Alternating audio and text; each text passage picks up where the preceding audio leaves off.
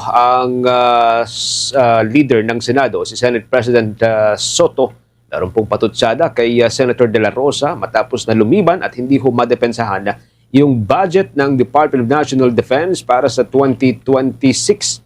Alin po natin ang detalye ng balitang yan sa pag-uulat ni Bombo J.C. Galvez.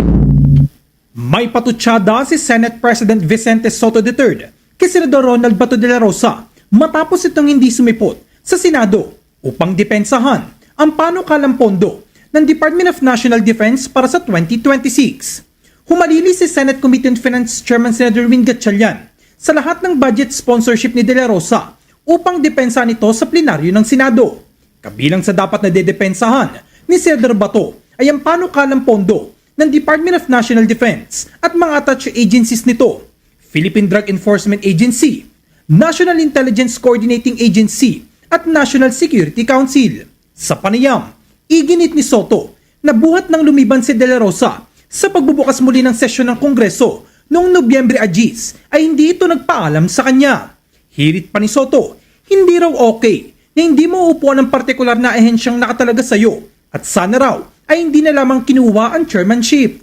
Ipinauubay naman ng liderato ng Senado kay Gatchalian bilang chairman ng Finance Committee ang susunod na hakbang. Is that okay na hindi nila na-defend yung agency na dapat i-defend nila?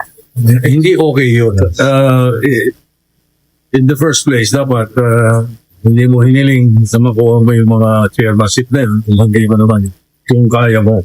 Sana, kung hindi mo kaya, hindi mo dapat hiniling na makuha mo yung mga chairmanship na yun. Especially vice chairmanship ng budget, national defense.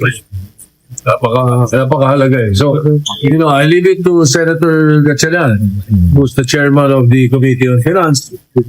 Siya na bahala kung anong gagawin niya. That got in touch with me since the break. Sa pagkakaalam naman ni Soto, walang sanksyon o parusa kung lumiban ng mahabang senador.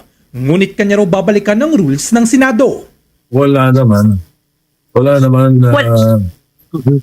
I do not recall anything to that effect. But I will check. I will look at it. Wala siyang Baka meron ako mga namimiss sa rules.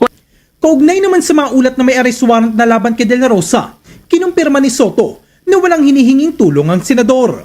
Wala, he's not in touch with me from the day that we adjourned before the break. Si De La Rosa ay naharap sa mga kasong may kinalaman sa crimes against humanity dahil sa papel na ginampanan niya noong panahon ng madugong kampanya kontra droga ni dating Pangulong Rodrigo Duterte. Bilang dating hepe ng Philippine National Police at itinuturing na pangunahing opisyal ni Duterte, si De La Rosa ang naglabas ng Command Memorandum Circular No. 16/2016 matapos niyang maupo bilang Philippine National Police Chief.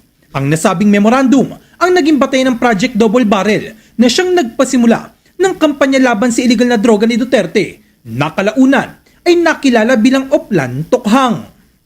Para sa Bombo Network News, ako si Bombo J.C. Galvez and this is Bombo Radio Philippines, the #1 and most trusted source of news and information.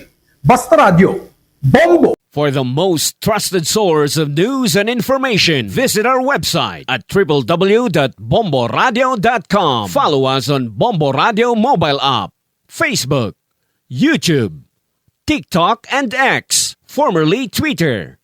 Like, share, and stay connected. Anytime, anywhere.